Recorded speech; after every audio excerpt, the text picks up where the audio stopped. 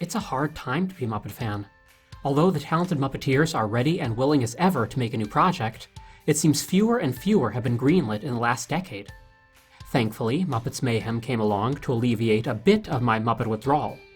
I know it's been out for about a month or so now, or however long it's been when I upload this video, but as a Muppet fan with a YouTube channel, it is required of me that I put in my 2 cents. I don't make the rules. I'll try to avoid major spoilers in case you haven't seen the series yet. To put it plainly, Muppets Mayhem is a mixed bag.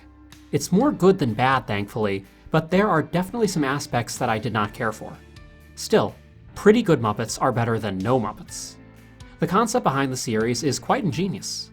There have been plenty of Muppet albums over the years, and while the Electric Mayhem Band have appeared on them, they have never actually had an album of their own.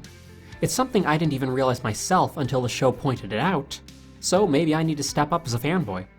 That's the plot. The band is long overdue to record their contractually obligated album. The problem is, while they're happy to tour the world forever and perform for their adoring fans, getting them to sit still and commit to something is a big challenge. That's where Nora and Moog come in. Nora, played by Lily Singh, is an aspiring music producer, and Moog, played by Taj Mowry, is the band's #1 fan. Can these humans keep the band on track long enough to record an album? It was great to see something that fleshed out the band members more. I've known Dr. Teeth forever, but I liked getting to see the different sides to him, along with Floyd, Janice, and Animal. Zoot and Lips remain underdeveloped, but that's sort of the point of those characters. Zoot's performer, Dave Goelz, has said he prefers to have Zoot speak through his saxophone more than words. In the early days of The Muppet Show, Zoot actually did talk more, and it never really seemed right. Even though he doesn't get a major character arc, he frequently takes part in some of the series' funniest moments. Lips was the biggest surprise. He was mostly with the band for The Muppet Show's final season and The Great Muppet Caper. He was always enigmatic because he was around, but he never really did anything. His Muppeteer, Steve Whitmire, gave him a Louis Armstrong voice, but felt uncomfortable with that direction, so he spoke even less than Zoot. Now performed by Peter Linz, Lips has essentially become Boomhauer from King of the Hill. He's generally unintelligible at first, but you can usually understand him if you listen closely enough. He's also constantly shown to have his own secretly interesting life away from the other band members. It's a really fun direction for a formerly obscure character. Dr. Teeth and Floyd probably get the most character moments, and as a result, feel the most real out of the band. They're still fun as ever, but I have much more of an understanding about who they are and why they make their music. Animal has been toned down a bit. Some of this just comes with the territory of being a major character. Before, Animal was mostly used when they needed something loud and disruptive to happen. Animal can't really be the walking id he was designed as in a series like this. He's shown to have a fondness for bunnies, for example.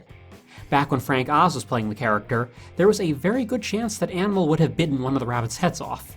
I don't want to see Animal kill a rabbit, but I think he's more fun when you know that's a possibility. For the most part, I didn't really mind the change.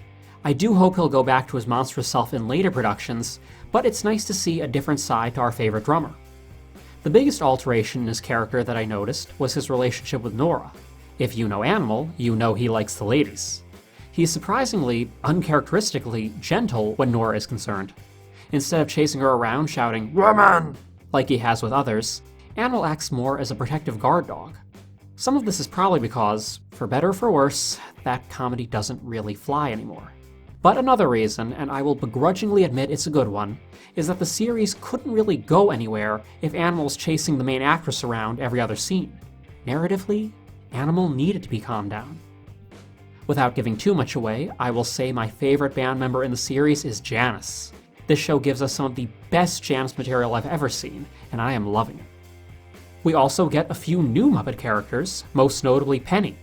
Nora's grumpy boss fits in perfectly with the rest of the Muppets, and I hope we see more of her, even in other series. Her large, hunched-over design reminds me a lot of Mr. Richfield from Dinosaurs, which I appreciate. On the more negative side, we have the human cast. I have nothing against the actors, but the problem is the same as the 2011 movie. The humans take up a lot of the story's focus, possibly even more so than the movie. There are too many moments where Nora is dealing with personal problems with her sister and her ex, and we have Animal or Janice awkwardly watching from the sidelines. And I know what you might be thinking, I've defended keeping the When Love Is Gone song in Muppet Christmas Carol, and that is the exact same scenario. True, but it's just one scene in a movie that is otherwise bursting with Muppets. Every episode has at least one scene like this, and it all too often feels like a human-driven show that happens to have Muppets as supporting characters. Even the climax feels like it's built more around Nora and her story rather than the band. They're involved, of course, but Nora feels like more of the main character than any of them. In an almost self-aware moment, the show seems to acknowledge this. In episode 7, a film crew is making a documentary on the Electric Mayhem, but they get caught up in Nora's drama instead and focus on her. Nora essentially says, "This isn't supposed to be about me, it's supposed to be about the band." I completely agree. Muppet fan site Tough Pigs, one of my favorites, summed it up best in their initial review, describing the human characters as a necessary evil. The Electric Mayhem Muppets are lovable but flighty, so they need to have a straight man guiding them along. Since Kermit does not appear, a bold, interesting move, I must say. We need to have a human character take that role. Personally, I would have just made Scooter the Nora character and have him deal with his uncle or sister or something. Can we get Skeeter in Season 2, please? And speaking of Kermit, the Electric Mayhem Band are not as well known to the general public. Obviously, everyone knows Animal, and they could probably recognize and maybe even name a few other members, but they're not part of the pop culture zeitgeist like Miss Piggy or Gonzo. I have a feeling there was some trepidation about putting these relatively obscure characters in the spotlight. What we're seeing here is possibly the result of a compromise. Of course, there's also the required parade of celebrity cameos. Most of them are fun, with my favorite being Ben Schwartz in episode 3. Whatever the Muppets' next project is, I hope he's included. He fits in perfectly with the Muppet world. Along with the cameos, there were quite a few Easter eggs for Muppet fans. One thing I really appreciated was that it never got overwhelming. I am all for these fun little references for us, but there have been times in recent movies where it's gotten distracting. In Space Jam: A New Legacy, I couldn't actually focus on the Looney Tunes characters most of the time because they were essentially in a giant Where's Waldo of Warner Brothers properties. I think the only recent films to pull that off were the Spider-Verse movies, and they have very strong scripts backing them up. This series only has a few throwbacks in each episode. The perfect amount. Enough to please Muppet fans and to show that the writers know their history, but not enough that it feels like they're pandering. Very well handled. I also appreciated that it didn't overly rely on older material. Again, the 2011 movie had Rainbow Connection and especially Menomina that felt shoved in as the obligatory Muppet things everyone knows. Aside from the band performing Can You Picture That in the first episode, everything was more or less original. True, some parts work better than others. There are jokes about Twitter and Minecraft that feel like they would have been more relevant 5 years ago, if even.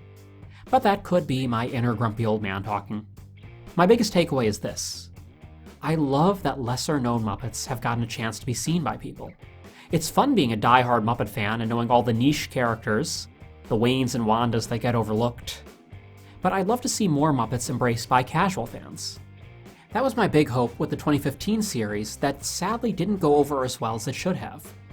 I've been meaning to make a video about that on its own at some point. The last 15 years or so have been a Muppet dry spell with occasional geysers. I really hope that Muppets Mayhem leads to more series like this, but ideally with the human cast playing a smaller part.